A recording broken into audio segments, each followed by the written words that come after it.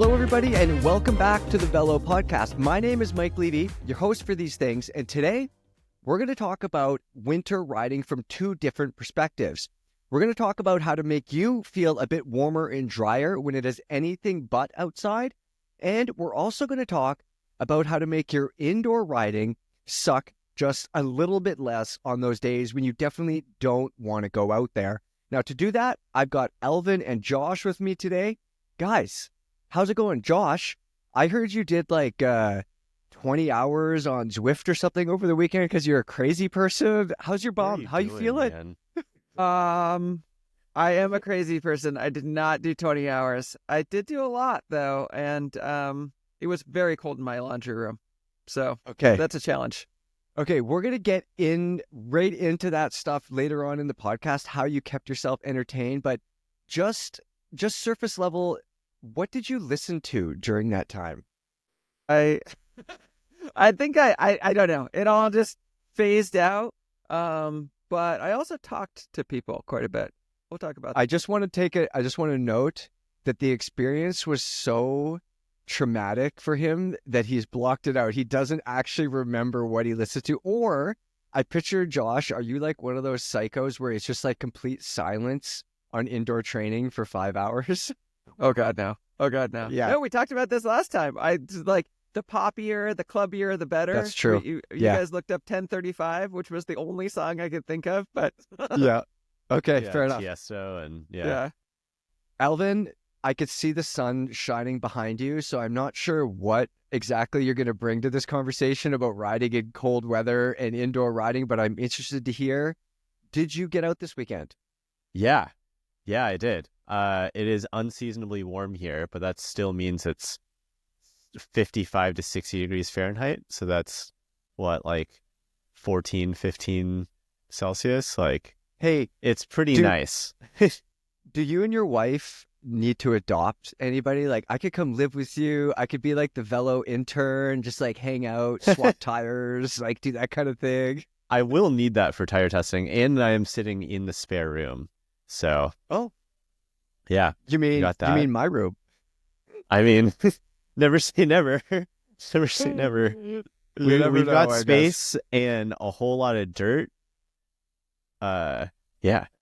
Just imagine you don't tell your wife anything, and just like 3 days from now, I just pull up in my car with a dog, my bike, and like a whole bunch of clothes, and just move right on in.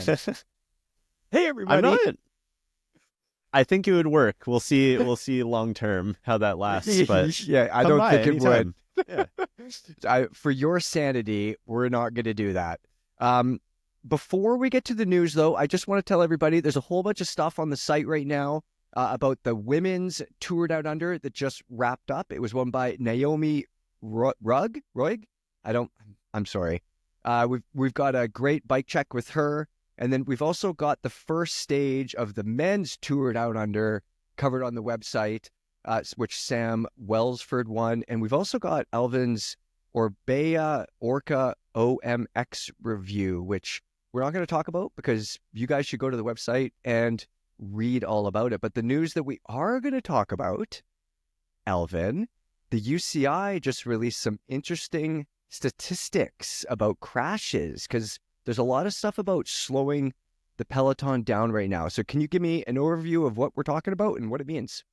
Yeah. So if you're listening to this, you probably know lots of crashes over the last few years. Lots of bad crashes at that too, like dangerous, like worries about concussions and that type of thing. And there's also been a question of like how well the UCI is treating these people. Like they're kind of just like, okay, some people are saying it gives off the vibes of like, the show must go on. It needs to continue to be dangerous type of thing. And so these crash statistics that the UCI put out within the last week were fairly illuminating, and some of the things that they're doing for 2025, like I think some of them are pretty cool and some of them leave me asking for more, I guess. Okay. Yeah. One of the interesting statistics, well, a couple of them, they say 35% of those crashes was unprovoked rider error, and another one is 13% they're blaming it on tensions ahead of like tactically important sections. So like I know there was some discussions about like the group heading into roundabouts at 80 kilometers an hour, and there's also some talk about limiting gearing and things like that. I'll just break down the numbers really quick because I've got it in front of me. If you haven't read the story, basically the numbers are taken from 497 World Tour and Pro Tour Series events. In there, they're saying 35% of those crashes came from unprovoked rider errors. You said 13% ahead of tactically important points in a race. 11%, only 11% were hazardous road conditions, which they attributed mostly to wet roads. And then 9% road infrastructure, 4% poor road conditions, 1% vehicle behavior. So cars, that type of thing that aren't a part of the race. Interesting to note, there's 27% missing there that's just unaccounted for. I didn't do the math. I didn't even realize that. Yeah. So just quick math, there's 27%. And so 35% of those crashes being unprovoked rider error is pretty big, I would say. But where my first question is, what of the other 27%? Where are they? Right. What's going on there? Right. Yeah, Josh. Yeah. Sorry, Josh, I just want to ask, would you be in favor of limiting pro gearing? Like, is that an issue? No. I mean, it's not that I wouldn't be in favor of it. I just don't think that will really solve it. I don't think that will do much. So it's sort of a nice like talking point to say that that's an issue, but I don't think it's going to solve any problems. Yeah, I think it's kind of a band-aid on the situation. I do understand like the reasoning of like Wout van Aert like saying that we need to do this. And I understand just to like limit that top end speed where like any error is just like magnitudes worse in an accident. But I do kind of get the feeling that is just putting a band-aid on the overall sense from the UCI that I'm getting, that they kind of just want the show to go on and they don't want to do anything serious about fixing these accidents, Yeah, I think with anything, you get that contingent of people. It's probably the majority of people who just like, oh, it's a, inherently dangerous sport. And then you have the contingent of people who are like, oh, no, we could always make it better. We've seen that with all sorts of other things. They like slowly evolve. And then there's people that have been around for 20 or 30 years. They're, no, we can't change. Yeah, personally, I wouldn't like to see limited gearing, but I don't know what else they need to do to slow these guys down. I mean, the big thing I think, and this is me who's frankly relatively new to still following this. Like I've been a tech person for forever, but just started following racing more. There are so many finishes where they had the race finishes or stage finishes in like a downhill corner or like a downhill corner to like a sprint or something like that. And there's no need for that type of thing. Like you just got to think 10, 15 seconds about this and wonder where those high speed, like high leverage, like situations, and putting it at the very end only adds, like, I understand, like if you're watching it, like, oh, that could be a lot of fun, but I don't think it's worth it for those like pros whose livelihood depends on their bodies to put their bodies on the line like that. Yeah, exactly. Maybe we'll see the inflatable airbags in the near future, UCI Yeah. approved inflatable airbag jerseys. Yeah. I'll settle for race radios. You prefer not to have race radios? No, I do. I'm saying like, Okay. If we can't have the airbags, give me let everyone have a race radio. I can't imagine how it's got to be so useful, like to hear in your ear, like, oh, there's a road hazard in 5K or something like that, and being able to be aware of that. Yeah. I understand tactically like why that might be annoying, but that only makes things safer, I think. My retort to that would be is I would like to know how many of those crashes happen in like, the safe zone, or maybe even a little bit longer than that, where the crashes are from, rider positioning and they're jostling around and so on and so forth, where a radio isn't really going to help them. But I don't know. I would like to see them, I guess, take more, have less input from the teams. Would be interesting. Race Yeah. from the heart more, from That's on instinct. that's fair. I understand Yeah. that, and understanding that from just as like a viewer, I think that could be really good. But like if you have the radios in, there's what was it like 9 and 11% of those like crashes came from road conditions and road infrastructure. You have that in your ear, that cuts 20% theoretically, or as Yeah, much you're as right. 20%. Yeah, you're right. And why would and you that could say be really no to good. it being 20% safer? That makes sense to me. Yeah. Yeah. And 20% is huge. If you could just chop off a little bit here and there, like they're trying. I feel like there's a lot of conversation about doing big things and going for big numbers, but like literally, if you could get 5% safer, oh my God, that's huge. Yeah. Yeah. Totally. Yeah, exactly. Again, in a place where like people are putting their bodies on the line for their livelihood, and often for not a lot of money, like the UCI should be doing better with that. Yep, exactly. Okay, Alvin, I want you to talk about the Consumer Electronics Show and why it might be interesting for bike nerds. There was a couple things there. I thought one of them was interesting, and I thought a couple of them were pretty weird. Yeah, so I should note the Consumer Electric Show, or CES, as you may see it as, they're calling everything bike shaped there, basically personal transportation. So if that gives you an idea. I like that.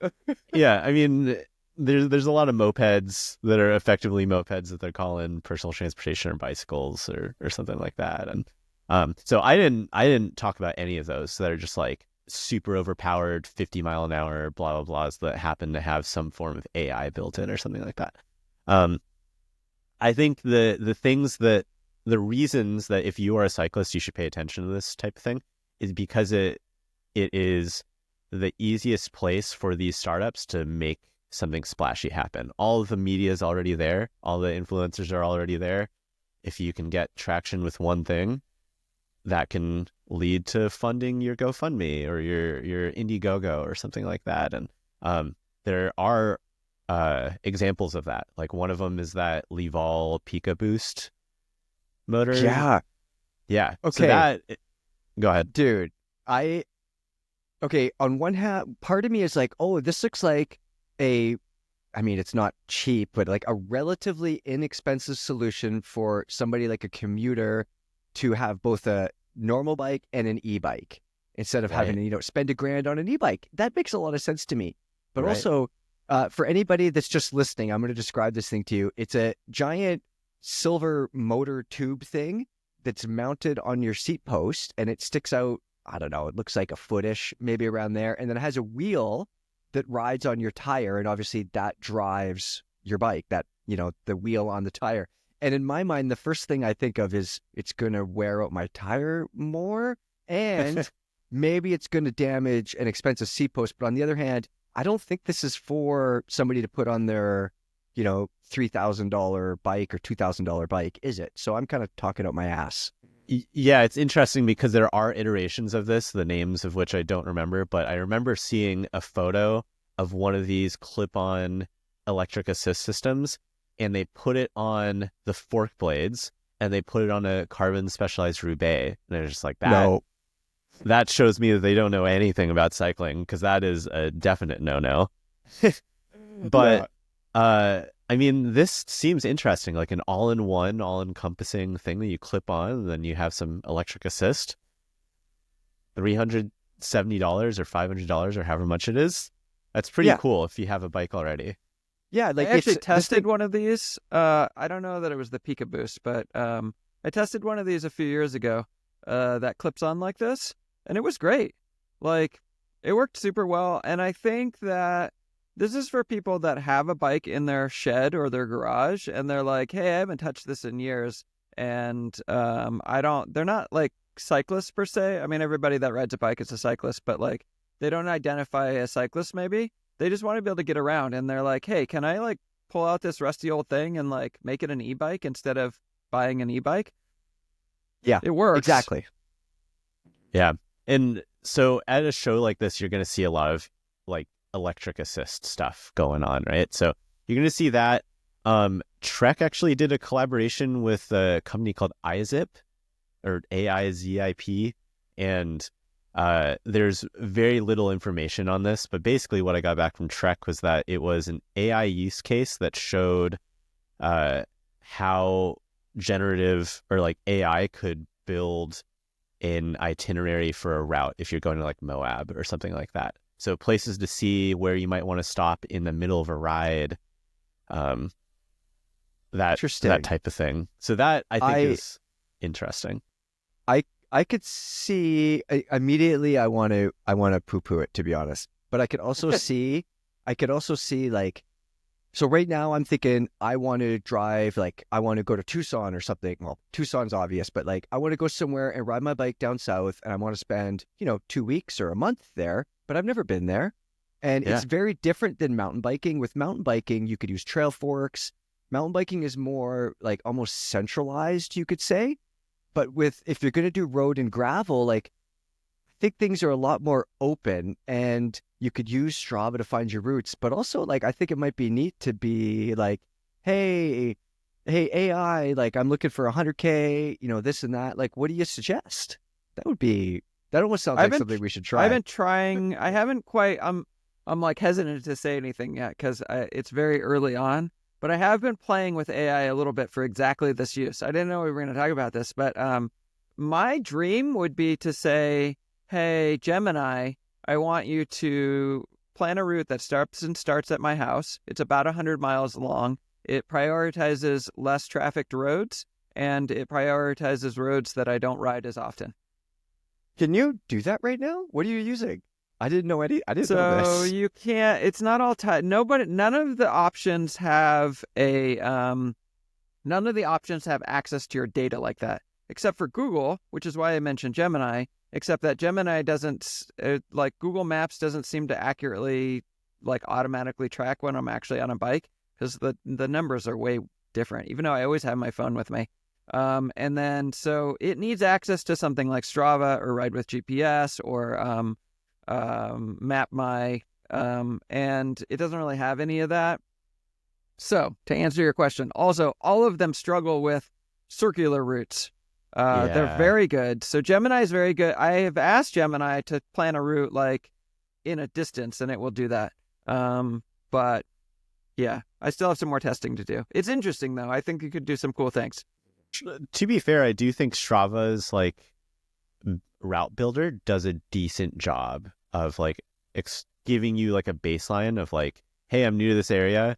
Like I want something under or around 100K, like, and I want to prefer like pavement, that type of thing. And it does a pretty good job because it has all of that information, like that rider data.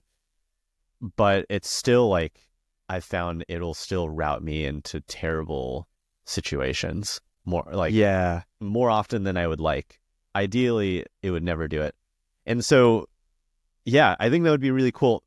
Gravelmap.com, may it rest in peace, was really good for like saying, oh, I want to search this area and seeing user-generated routes. Or like segments, not dissimilar to trail forks, and then there would be like a rating scale, that type of thing. So ride with GPS is what I use for this, and it works pretty well. The only problem is that there's a lot of people that just don't understand a good route, even with Ride My GPS or with Ride with GPS users who I would think are like more experienced. I have found them riding on roads that are like busy and fast, and there's not much of a shoulder. When if I look, there's something like you just have to plan a little more. Well, one of the things with that ride with GPS routes, I've contributed a ton of routes, but that's because I've set mine to public so I could share it with people. And more often than not, it's a route that I haven't done before, as opposed to a ride that I've fully vetted. It's something where I'm like, oh, this could be fun. And here's a bunch of places I haven't done yet. And I think that's a similar mindset with a lot of other people. And so that's why you're getting, oh, I'm on a 7-lane road kind of out of nowhere, and average speed is there's a bike path like 10 feet to your right or something. I do right? I do want to say that they have added some features to address that. They now ask regularly for you to review the route. Like, hey, you just did this route. Was it any good? Yeah. They have added some cool stuff, but yeah, I mean, inherently, people are still the problem. Yeah, unfortunately. So going back to the CES thing, there are other things that I thought were interesting. Like Josh wrote about like the Core 2, like the second generation Core body sensor, and they had a whole thing at CES as well. Just exposing bike tech to people who aren't necessarily bikey. Josh, I've been trying for a long time to use that Core 2 with indoor riding because you can connect it to an Elite fan, the Elite brand, and control your fan based on body temperature. I haven't had a huge amount of success so far, but it's an interesting idea. It is trainer season. That does make a lot of sense. I read in your article there 65% of World Tour teams are using this thing or some version of it. I had no idea. It's like everybody. It's like, that's why I have a hard time, for me, with the Core sensors. I'm like, what am I going to do with this? I ride my bike, and if it's cold, then I ride my bike. And if it's hot, then I ride my bike. So how do I change something? And yet, at the same time, all of these World Tour teams are using it. There must be something to it. Otherwise, like, I don't want to just give credit because they've paid for sponsorship, but also, like, this is something that a team wouldn't bother. Okay, fair enough. Alvin, there was also an interesting bike there as well. 3D printed titanium, hidden motor. What was that? Yeah, so it was from a company called Urtopia, I believe. Like, just looking everywhere to find the pronunciation. 3D printed titanium, not the first type of bike that we've seen, like with 3D printed just titanium. The lugs, the entire frame. No, entire thing. Really? Yeah, entire thing. Okay. Yeah, so that's fun and cool. But the thing that they use that bike as a mule for a new like e-bike mid-drive motor, basically. And it's like 1.5 pounds lighter than the next lightest like mid-drive motor from Fazua. Like those are usually closer to 4 pounds. It's lighter than what you're going to find from like Giant's new mid-drive system as well. Like, and the photo that they had, you can put it in the palm of your hand, which was pretty nuts. And it would take up literally the size of your palm. And power-wise, are they claiming similar numbers to the Fazua? Yeah, so peak 65 Newton meters of torque, whatever that means, for that type of thing. But it seems like it's going to be pretty powerful and pretty comparable and a whole lot smaller. And interestingly, based on how there's like a hole in the middle of it, they haven't told me this, but it looks like you can put like a standard crank, like a 24 mil spindle Shimano crank in there. And that would be money. Okay. Yeah. So this sort of brings me on to a small tangent. I think the podcast series was called Ghost in the Machine, about the world, possibly maybe some pro riders using motors. Some people definitely got caught. Did you guys end up listening to that? No, I haven't actually. I've read about it, but I probably should. I'll put that on the docket next to the other podcast you recommended next week. Josh? Yeah, I didn't watch it. I know the Ghost in the Machine reference. I'm just gonna, for the tens of people out there that also know it, I want to. But I'm just not into the. I don't care if they're like. I just don't think they are. I don't think they're cheating.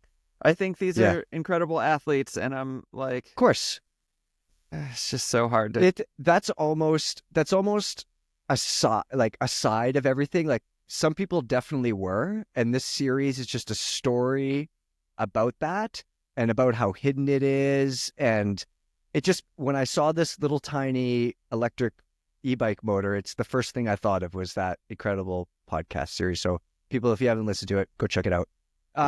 Alvin, the last thing you're going to tell us about new stuff, there is, I don't even want to say apparently, there definitely is a new Force AXS group coming. Some photos leaked on the legendary Weight Weenies forum. Can you tell me what they look like? Yeah, so someone who just wanted to stir the pot a little bit leaked what looked like presentations or photos from a presentation for SRAM Force AXS, which is SRAM's second tier group below SRAM Red, which itself received a slew of updates in 2024. So, I mean, it was a pretty grainy photo that I like expanded and made larger, but the current SRAM Force group set is interesting because it's kind of like a hodgepodge of different parts of SRAM's lineup. Like it kind of had the cranks that carried over from the previous generation. It had the new levers, and most other things kind of carried over with slightly different finishes. And this kind of seems to be, at least from what we can see, there is at least one big change, and I think the change will make a big difference to people, and it's the levers, which adopt the SRAM Red axis lever shape. Much better braking, right? Yeah, so SRAM, when they dropped that like new group set, they were claiming 80% better braking power when braking from the hoods, which if you've ever tried to brake with like one or two fingers from the hoods, like up top. Awkward. Yeah, it's awkward, especially if you're on gravel in a steep descent or something like that, like you usually want to be in the drops in those situations, but there are times where you want to be higher up on the bike. And so having extra braking power helps. And that is something like 20% better braking power. And then other things, they added like a second set of they added a set of auxiliary buttons on the insides of the levers, at least what it looks like in the photos. And I don't know, I was raving about those SRAM Red levers, and Josh was too. And so I'm excited to see that at a more accessible price point, relatively. I still haven't Fantastic. tried those things.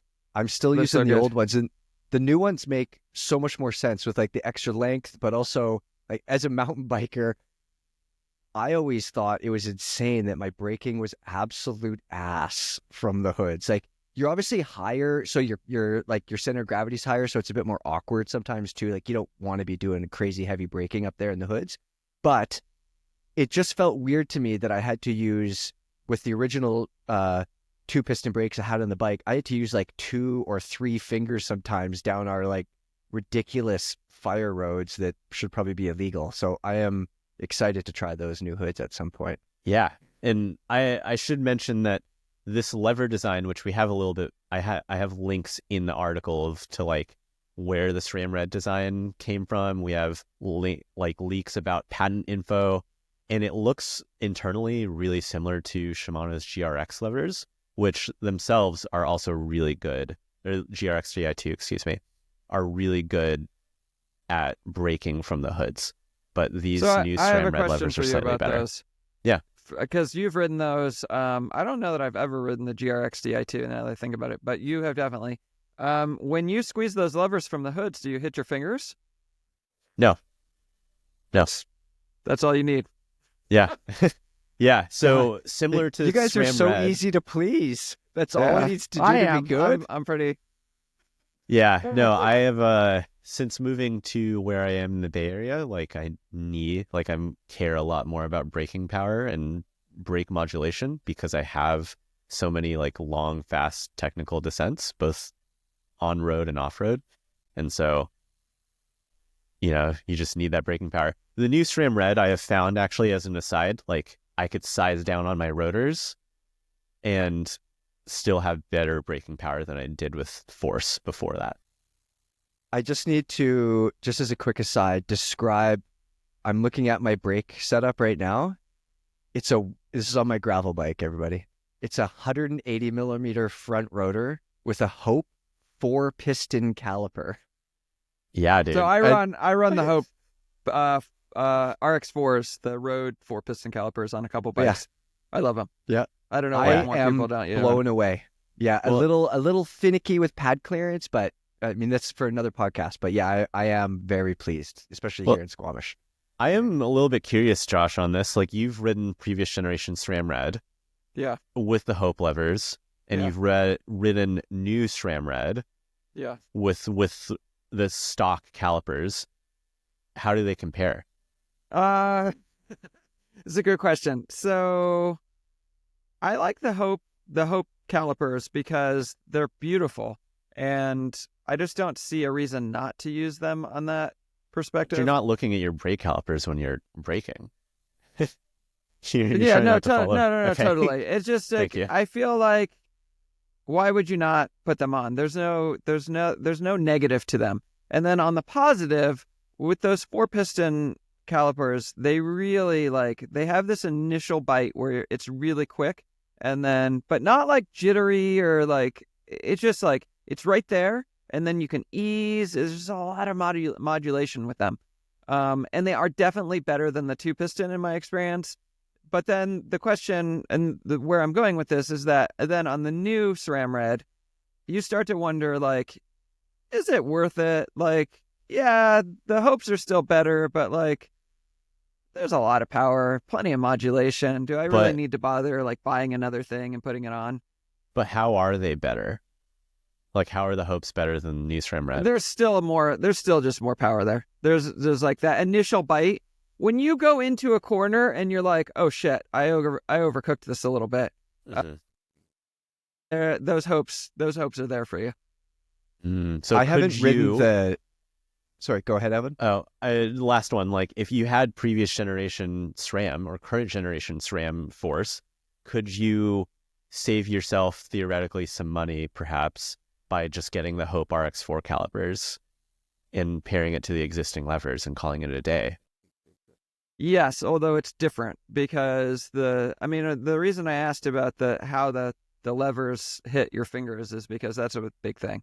Is that the new levers, there's lots of clearance. So I don't know about you, but especially on gravel, I don't do it as much on road, but on gravel, I tend to wrap a finger or two around the lever, but also hold my the other fingers around the bar so that I have both control and I can brake. And the levers on the new system is just much better for that. Yeah, I will say I haven't ridden the new SRAM calipers and levers, obviously. So I'm comparing it to the previous version, but there's far less lever pull.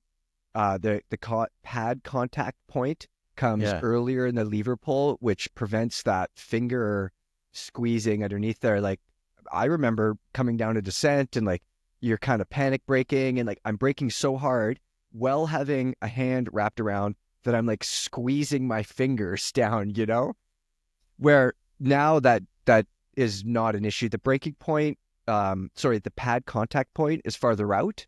You're only using, 20% of this brake in a lot of normal riding. And obviously this is this is not a normal use case scenario, these roads here. And I think for a lot of people, it doesn't make any sense. But power aside, the feel is better. The lever pull feels better. Everything feels better. So, and it's kind of like a weird exotic thing. It's not a big upgrade thing, but it's a neat thing. This is the thing that I don't understand about it. People say that all the time. It's this weird, big, exotic, weird thing. But they're not super expensive. If you're pairing them with that's true. For all the things people upgrade on their bikes, you could get this gorgeous machined thing in whatever color, and also it's really good. It works really well, and it's cheap, in the scheme of bike upgrades.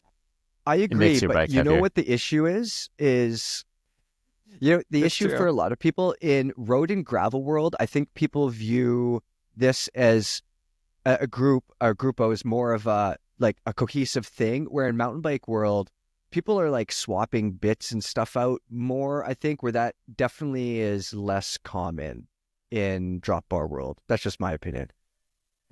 Yeah, no, I totally agree. When you're buying if you're buying even SRAM rival axis levers, that's $400 for the set, and it already comes with the brake calipers and it comes pre-bled. Why would you spend? I have no idea how much those Hope calipers are off the top of my head, but doesn't matter. They're around beautiful. $150. They're $150 each, I think. Yeah, but it's just okay, if your braking's already pretty good, and it's definitely better than what you had on rim brakes, particularly if you aren't in perfect conditions, then where's the impetus, I suppose? I feel like we should make outside do a gravel bike field test in the Sea to Sky area. And then it's because it's not the real world, but it's also you could see how these things could be useful. And I know right now the majority of people listening are 4 pistons on my gravel bike? Nah, not needed. I'm and kind it's of not that right now. Yeah, and you should be. I'm You should be, curious. because it I'm- is kind of silly. And to be honest, like, it wasn't that long ago, wasn't many years ago, when I was making fun of cross-country bikes that came with 4-piston brakes, and I was like, why do you need this, you know? But here in the gravel world, it's just much more extended descending. So I'm on the brakes I'm for using them. longer, I'm harder. using them on road bikes, and I also always spec 160, 160. Okay. I don't do 160, 140 like most road people do. Because why? Yeah. Okay. Wait. Well, we should maybe do a break podcast later on. Let's Okay. wrap up that stuff and move on. Yeah. We're going to talk about some winter riding in a minute, but kind of leading into that and definitely related to that, Alvin and Josh, you've both been testing some clothing, some arm warmers and leg warmers and jackets. Can you tell me about that stuff? Yeah, I mean, I'll go first. So I should mention that my riding conditions are not necessarily conducive to deep winter apparel testing. It's been unseasonably warm here in the Bay Area, and so I'm getting 60-degree Fahrenheit days, sunny most of the time. And so that means I'm wearing what for other people might be like fall spring gear, you know, so like lightweight armor, like long sleeve jerseys, lightweight like bib tights and a vest, and you know, if it gets chilly, some gloves and arm or like shoe covers, you know. So but that being said, I haven't ridden indoors all that much this season, so I'm in those kits and in the arm warmers and leg warmers pretty often. And so my question coming into the season was, can I get away with just arm warmers and leg warmers for an entire season? Man, or for Alvin, the rides? you have no idea how good you have it. What the hell? I know, right? God. Yeah. Keep going, though. Yeah, I mean, the story is going to come out hopefully in the next week or so, and I say that every time I have a prospective story coming. But long story short, I took those arm warmers and leg warmers that I've had for the past 6 years, if not longer. They're all clapped out, and I compared it to like entry-level set of like kit, mid-range level kit, and high-end kit. And the takeaway is that you don't need to spend on the high-end kit.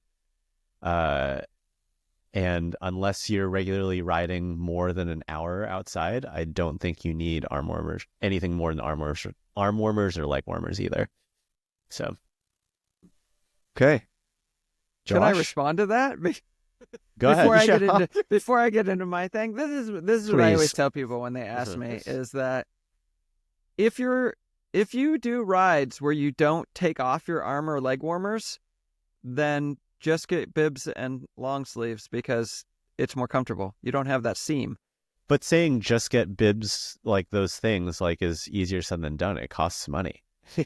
Yeah, You no, know, totally. like it costs money, and then people are going to question like, how often am I going to wear these? Whereas the bibs, can I wear these year round or extend the useful lifespan of these?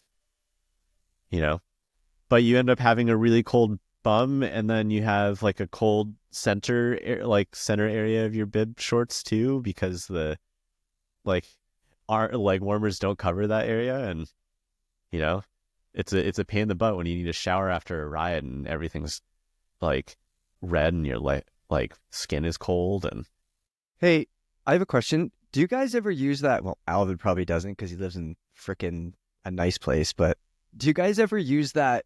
What is that cream called that the roadies put on their legs? Embrocation. Do you guys use it, and what does it feel like? Does it tingle? Does it feel neat? Where do you put it? wait, I this is embrocation's different than like chamois cream, right? Yeah. No, I know. Embrocation is That I for do heat. know. No, Yeah, okay, Alvin's good. asking now. He's Yeah, I checking. wasn't sure. I Okay. need to make sure because I've used embrocation in the past when I lived in Utah. Alvin, you definitely want to put embrocation on your chamois pad. Oh, And then we'll check in with you in the next podcast. okay, great. I need a company to send me some embrocation for this experiment that I know will go Josh, bad. Josh, could you tell me actually what that does? And have you ever used it? Does it make a difference? No, Does I it keep don't. you I don't warm? use it. So it's meant to warm your muscles. And I think it's actually meant more for like instead of stretching, almost like right to get your muscles warmed up. I could be wrong. The comment section will be like, this guy has no idea. But here's the thing. I don't use chamois cream or embercretion cream or like, I don't need this stuff. Just ride your bike more, get better stuff. Like, We got Mr. Tough Taint over Lucky here. you, yeah. Good Lord, man. So Levy, I have used embrocation like in the past just to like mess with it. Like I would like many lives ago, I was going to like a cyclocross race, and so you don't have a lot of time to warm up, and I didn't have money for a trainer, and so I'm like slathering this all over myself. And I think it worked for me. Like regularly, it worked like in the first 10 minutes, and then after that point, I think I was just warm enough to get going. But once I stopped racing cyclocross regularly, I kind of left that in a past life, and I hope to not need to ever use it again. Life gets less weird when you stop racing cyclocross. That does seem like a good use for it, though. I think that's the intended use, is like quick warm-up kind of thing. Yeah. Where there's Josh, high intensity fast. You've been testing some fancy jackets, I hear. Yeah, so the whole question, I've done a lot of research on, well, so there's a couple things I've done. So there's like, as you go north, we're all on the West Coast, but as you go north, you got not only colder, but wetter. And so that is a huge challenge. And people don't really so much know how to deal with that. And at one point, shake dry was the thing. But I found that this is the research I did, people don't really understand what shake dry was, or why it was good, or like what it was all about. And the whole thing with it is just a little short teaser about it, is that shake dry essentially is Teflon on the outside of the jacket. It's just a Teflon outer jacket. And the reason that matters is because water cannot stick at all, in no way. It can't pool. It can't be on the outside. And that allows your internal, the moisture that you're generating inside the jacket to exit out. However, very few people really thought of it that way. What they thought of was that it was this jacket that was magic, like the rain stays off and it's small. And so now shake dry has gone away because it turns out all those toxic chemicals are not so good for the environment. And also, it's very delicate and very expensive, which, to be fair, had a big impact on the industry, where people were like, I spent a lot of money on this. And so it was already having troubles, and then it was getting outlawed. So now what? What do you use? And so I've been looking at a number of jackets that are sort of the next generation, and they're not shake dry, but they're thin and they breathe and they're waterproof. And to give it away a little bit, I'll say hard shell jackets just mostly work, and I don't think there's a lot of fancy technology, and they mostly all work in different, like they just work. Yeah, I'm amazed at how expensive some of these pieces of clothing are. Yeah, especially those shake dry things. It's just insane. Yeah. Let's talk about trying to stay warm outside, since we're already doing that. Let's move on to winter riding. And my first question for you guys, how many times have you guys used plastic bags over your socks and in your shoes to keep your feet dry back in the day? Did you guys ever use like foot-long subway bags before they outlawed bags? Because they go up real high. They do go up high. Love that image, Levy. Thanks for turning over and demonstrating what that looks like. I used it last year. There we go. I did it as recently as last year. Everybody thinks Alvin and the tech editors, like, we got all this fancy stuff, and there Alvin is stuffing plastic bags in his shoes. Tell me how it went. I gotta slum it with the regulars, Yeah. with everyone else sometimes. It actually, like, in a pinch works pretty well. It is what it sounds like. After you put your socks on, before you put your shoes on, and ideally there's probably a shoe cover in there somewhere too. You're slipping on like a small plastic bag. In my case, it was like if you're buying produce, that's the type of bag I was using there, because it's lightweight, and it does a pretty good job there. Did not work super well because after probably about an hour, I was trying to figure out if my feet were wet because of moisture or because of sweat. Yeah, And exactly. yeah, and that's kind of what separates the good gear, right? Is like ideally you're able to stay warm and even when you're wet. Yep. Yeah. So speaking of wet, Josh is in Portland. How are you staying dry, Josh? Oh, Okay, wait. How is young, before you tell us the gear you're using, I want to know how young Josh would have stayed dry in the rain like this, because I have memories of like surgical gloves and all sorts of shit like that. Yeah, so young Josh would slowly collect gear over the years as it went on sale and things. And I did a lot of it. So earlier I was like, just get better gear. And Alvin's like, there's reasons, and I actually did a lot of what Alvin is talking about. One year you managed to scrape together enough for a pair of arm warmers. So now next year you have the jacket you bought the year before and the arm warmers you bought, and now you combine those and like you just sort of keep adding to it. And so that's what I did a lot of. And I also like thought that I understood, like, oh, I went out for an hour and a half in the rain and like I'm so badass. And now I'm like, yeah, I went out for 7 hours and it was just a freezing and constant rain. Yeah. That's tough, man. I don't know why anyone would do that to themselves, but I'm glad that you're doing it. Happy for you. I mean, I generally don't anymore, but for Well, a that's while, it one was more a thing to conquer. Yeah, one more thing I wanted to say about that, about not wanting to do that, is the older I get, the colder I get, is what it feels like. I feel like I haven't been warm since I was in my early 30s, to be honest with you. And I don't know what that is, but it's like I have way less tolerance for that. So one of the important things for me is like I see people posting all these rides outside, when it's like chilly but nice-ish. And, part of me has a bit of FOMO. I generally don't care about that stuff, but part of me sees that and I'm like, man, what the hell? I'm so soft. Like I need to get out there too. And then I also realize there's days where you have to like be smart and choose your battles. Like I know I'm not going to be warm and I know it's not going to be worthwhile, I guess is my point. Right, Josh? I mean, for me, it's like I will do a 99-mile ride and then just go home.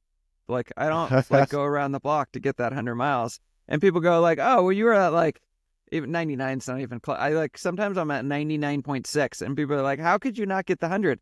And I'm like, "Well, it just doesn't matter. I've been there." And here's the thing with the cold weather stuff. For a while, it was really like this project to conquer the weather. Could I do it? And I was putting stuff to the test. I was a tech editor and I was like, I'm going to try this thing. I'm going to try that thing. And then I got to a point where I'm like, yeah, I can do it. And I don't want to. Yeah. To be fair, Josh, you do collect those 100-mile rides like someone collects Funko Pops. Like there, you're doing them left and right. You don't need extra ones. And so that might be why you don't have the FOMO. Well, yeah, it's just like, it doesn't matter. Although I did realize that Garmin gives you a little badge if you get if you actually do the 100 miles, and it does not at 99.6. So it makes it harder for me to write articles later when I like try to figure out how many times I've done it. Josh, when you're going out for a ride like that and it's, a few degrees above freezing and might be sprinkling, do you ever use hand warmers strategically placed around your body to keep things warm? Or do you not even need that? I don't want to sound, first of all, I don't want to sound like I'm super like tough. I'm just willing to suffer. But I have used hand warmers and foot warmers a lot. They're definitely chemical warmers are like amazing. Although for people listening, I'll tell you that the ones if you put them in your shoes, they don't actually last as long in cycling shoes as they would in like regular shoes. There's not enough airflow, and they need air to work. So it'll be like 6 hours on the box, but then you only really get a couple hours before they're cold. But yeah, I've used them a lot, and they're fantastic. I mean, they still suck, but I've also tried a lot of heated gloves. Heated gloves are expensive and not that good mostly. What about heated socks? Because I have a lot of trouble keeping my feet warm.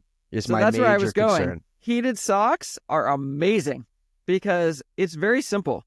Like a glove has all these like things that are moving and happening, and like you need to, it's just all this stuff that's going on. But socks, there's very little movement, and heated socks are not very expensive, and they work incredibly well.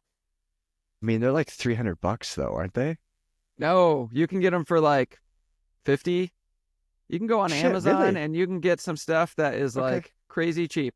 The ones I have are about 100 because I wanted to, when I did the testing of it, I wanted to work with an actual brand where you could be like, yeah, go buy this, not like a constantly changing name.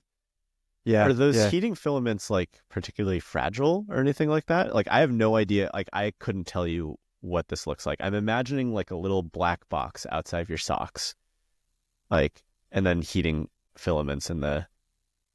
So so it goes. I reached down like Mike. I was going to show you something, but there's nothing. So the battery sits up like just below your knee on the outside of your well, I guess you could put it on the inside, but it's generally on the outside of your calf, a little below your knee. So they're quite tall. And then the battery itself, the ones I have, the battery itself has the like power on it. So you press a button a couple times for different powers. And then the heating element is under kind of the front part of your foot, all the way back to maybe the midfoot. And they're not fragile. Does the heating go up the leg as well too, like up the sock? No. I don't know if you can get those, but the ones I have, it's just on the bottom. It's exactly where you would put a foot warmer, like a chemical warmer. Okay. Yeah. I remember a while ago, well, years ago now, being at a field test, and Sarah Moore was there. We were filming, which means a lot of standing around. It was quite cold. And Sarah Moore is standing over there just looking happy as ever. And then I'm talking to her and I realize, like, we're all shivering. She's got electric socks on. I was blown away. That is the secret. So I actually forgot about them, but yeah, I think that is definitely a mandatory thing. Another tip I have, obviously, if you're driving somewhere to ride, is obviously pre-warm your socks, even your shoes if they're not too smelly, your gloves on the defrost vent in your car. And if they are really smelly, then you want to only do it if you're alone. Yeah, man. That is a good idea. I've never thought to do that. The old tales about how you like somehow get colder if you like wear your stuff inside and get it warm. That's ridiculous. Just get your stuff warm. Go out in the cold. Yeah, exactly. Josh, I want to know about your Zwift setup though, because we're going to talk about staying inside now, where I belong in this weather. Madman.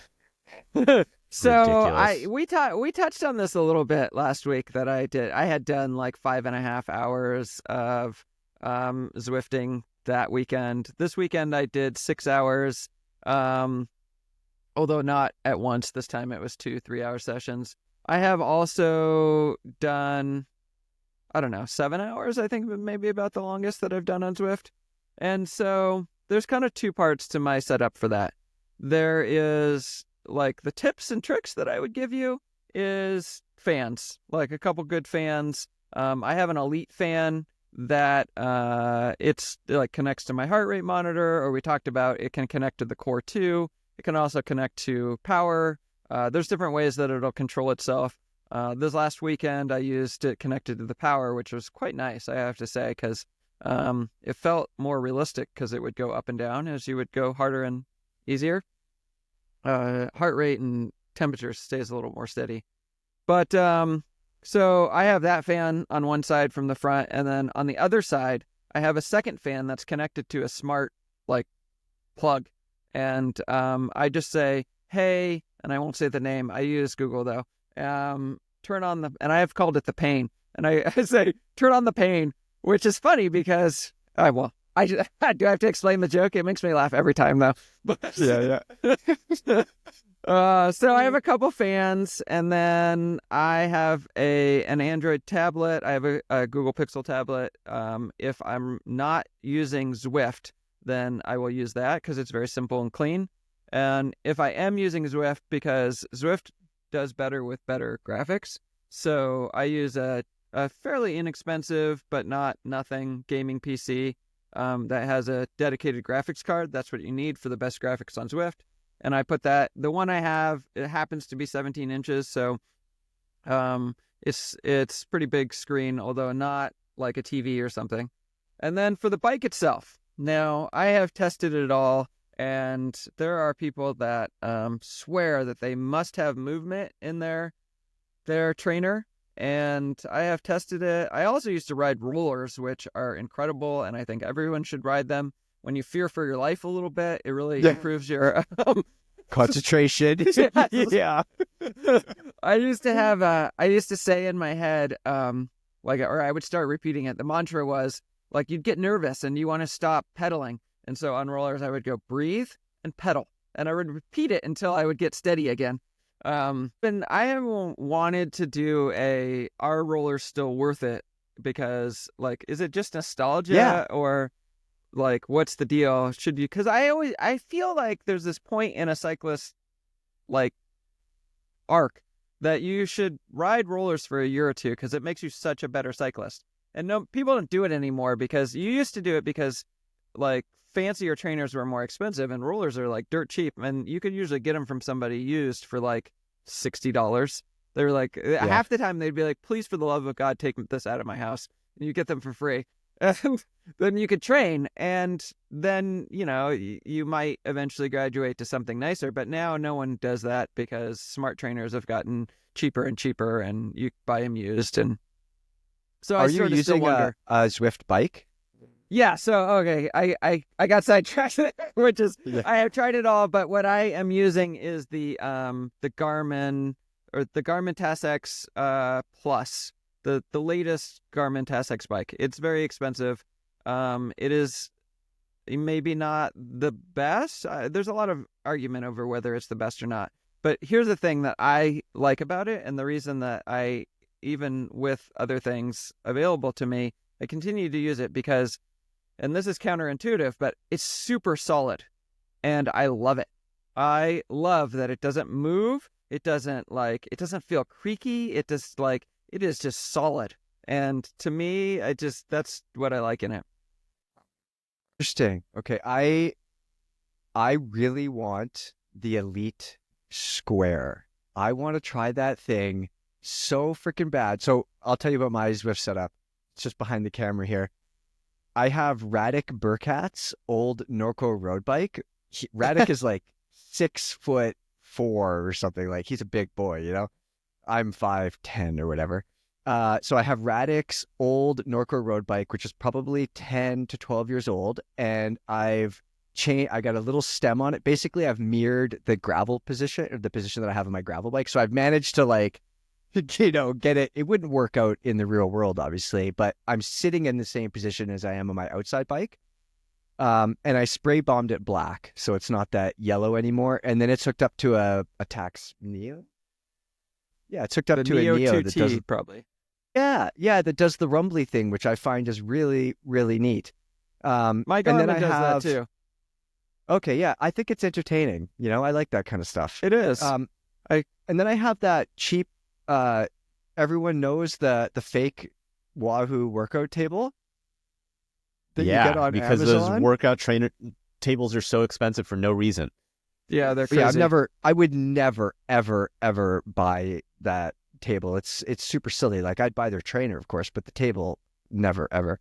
And Josh, since you mentioned using a computer, so I just used to Zwift on my laptop all the time, which is fine. I would still Zwift on my laptop. Last year I got a not a nice one. It's like barely above entry level sort of gaming computer for a sim, and I ended up not using that. So I thought, why don't I run the Zwift off that? So I actually mounted it up off the floor to the wall, and I'm using Zwift on it, which on the highest graphics setting, and then it's like I'm in a different world. The things that you see, really, everything people don't is different. Understand. If you look at Zwift on like whatever, like on my Android, on the Pixel tablet, the reason I don't use it, if you look at Zwift on that, it is like a blocky, like 2002 computer graphics. when you put it on a Zwift requires a dedicated graphics card. If you have a dedicated graphics card, all of a sudden there's like reflections, there's lights, there's like shadows, Bigfoot there's and UFOs. Oh, yeah, there is all this stuff going on. Yeah, I it's love really, it. when and when you come up over the top of the main hill, not the Alp, but I forget what they call it, the Uber Hill or something, but whatever. You come over the top of that, and there's the mountain goat, and then there's like snow, and it's like legitimately pretty. yeah. And so I've got that running on I did kind of splurge because for me, indoor riding, like I love riding indoors for right now. Casimir, if he listens to this, a little bit of him is like, I knew Mike was stupid. I love riding indoors, just period. I like working out and doing that thing like for what it is. So for me, like I invested in a very irresponsible, silly 49-inch wide curved monitor that I've mounted. Yeah, I mounted it to the wall as well using a big, like one of those fold out monitor arms. Yeah. So I can change the height of it. And then I could also, because my workout area is right in my workshop, so I could pull it out and I could watch like a car race while I'm working on my bike or whatever. But more importantly, that curved 49-inch thing, it lets me full screen Zwift and, a car race or a UFO documentary or whatever I want to watch. And I think that like Josh knows, when you're doing those kinds of hours, I want to be as successful. I want to get off of it feeling like I was successful is the way that I put it. And to me, like if I don't get through what I wanted to do, I feel pretty shitty about it, So I want to set myself up for success. So for me, like a widescreen monitor so I can be entertained and see all the things. And then, yeah, like all the fans. And it is very bougie, but I absolutely love it. And the one thing I would like to try though is that Elite Square, but I also am interested in a rocker plate just to be more comfortable. It feels maybe more natural. I don't know. I've tried a rocker plate and I found it. I tried one of the cheaper ones that have the little balls on the side, like they're like therapy balls kind of, but they're small. And you inflate them and so that they sort of bounce back and forth. And I hated it. I absolutely hated it. It did not feel realistic, and it was annoying. I have also used the Garmin systems that move. They move forward and backwards. They're not designed to move left and right. Although the Garmin, the Neo 2T that you have, that one moves a little bit left to right, and then the newer version of that moves a little bit more. And I like those well enough. I don't find it annoying. I do feel that it adds some realism. I also really liked the Elite, the thing that goes up and down, or the Wahoo version of the riser. The riser. Yeah, the riser. The Elite riser is much better than the Wahoo one, but it's like twice the price or something. Like, should I buy that? Though. Should I get one of those? Is it interesting enough? Yeah, I mean, I think it adds a lot. The same way the Rumble does. It's just when you go up and down, it just adds to it just brings you in more. Yeah, I'm thinking in those situations where like the bike gets to an angle and like naturally I would want to stand, because of the seat tube angle or whatever it is. So it is useful. Yeah, I feel like I want to get one of those. In my article, what my tip is basically the opposite of that, which is, and you touched on this, and which is the thing that you want to be successful in it. So I tell people that if you just jump into Zwift and you're like, I'm going to ride for an hour, that's like torture. That is like torturing yourself. And when you watch that clock, you will just it is, my God, you will not finish most of the time. Like when you finish, you should do a celebration because my God, that's hard. But if you go, hey, I'm going to do a 22-mile route, well, that's like a little over an hour, depending on how fast you are. And that's you just get to the end. And if you need to get off in the middle and you need to stretch a little bit, that's what you would do on your ride. So that's how I get through. And the other thing I do is I do group rides. That's just what I did on this weekend. On Sunday, it's a hare and hounds thing. So sometimes I do ride with the Bs, sometimes I ride with the Cs. This time I rode with the Cs, and then the Bs try to catch. And you have to work Interesting. together, and you have to like stay moving. And it just there's like I chat with people on the companion app. I have also there's a local group that rides, and I talk to them on Discord while we ride. I've also done time trial races where I was the caller once and someone else was the caller once. So you go like, Josh, you're up next. And then like, you're doing great. 30 seconds more, 15 seconds. Okay, Mike, now you're in. And then you rotate in the thing. And That sounds incredible. awesome. I feel like I'm missing out. I love Zwift racing. Just that was the TT thing that's not most Zwift racing, but just Zwift racing in general. The hardest thing for me is not doing like 8 Zwift races in a week because you can't. You need to do like 1, maybe 2, but it's so much fun. I love it. Okay. Yeah. All right. Alvin, I don't think you do a lot of Zwifting. I don't mean to put you on the spot, but like where you live, you're probably not on the trainer all that much, eh? No, you're correct. I have been on Ruvi and a few other different apps just for the sake of testing. But I get to be outside most of the time. It's sunny, if you can't tell. It's sunny outside. I'm gonna hopefully go ride outside today. And but I have spent a lot of time on the trainer, like both to like achieve objectives like training stuff, like to do intervals or that type of thing, or to like link up with friends. Like I have ridden on Zwift a few times this year to like ride with my friends in San Antonio because I can't physically go travel with them, but we'll do like a Zwift meetup and we'll do that type of thing. And for that, like Zwift is amazing, or even the other apps. Like we were also on MyWhoosh because MyWhoosh is free, So yeah. Do you have a preference? Like I know we've been talking a lot about Zwift, and Zwift has almost become like the iPod or like the Kleenex, of indoor riding. Like it's like just a word that you say. Sure. But do you have a preference between like the Ruvi and the MyWhoosh and Zwift? Honestly, for me, just like indoor training, like frankly, like Trainer Road is my favorite. Like just going through and seeing like the intervals like finish really is, I don't know, I really like it. And the training plans are, in my opinion, generally better than what Zwift's training plans offer, even after Zwift's revised a bunch of their stuff. Yeah, I don't know. So Trainer Road is usually my answer, which if you're not familiar with it, it takes away that like immersive world component of a MyWhoosh or something like that, and it's just straight training. It's kind of like the old school hardcore style where you have what you're looking at, facing a wall, just working hard. Yeah, and then I'm watching basketball. So it will get cold here at some point, and then when that happens, and I want to watch the NBA while I'm like doing intervals, that's your answer right there.